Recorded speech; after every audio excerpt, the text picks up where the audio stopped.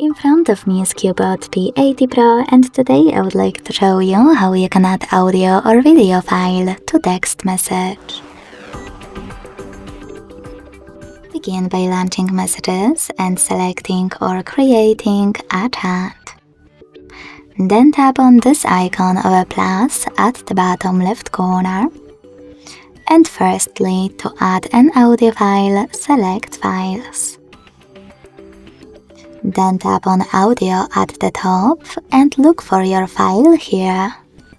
You can also look for it in one of those apps, or by clicking on those three lines at the top left corner in one of those sources.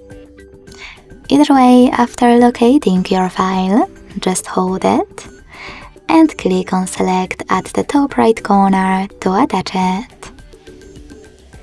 To add a video one, hit Gallery section instead of Files. Look for your video here, and when you find it, click on it. If you can't find it here, select Folders and look for it in your Photos app.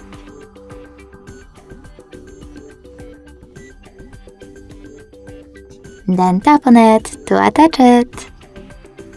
Thanks so much for watching. If you enjoyed this video, leave a like, comment and subscribe. Bye!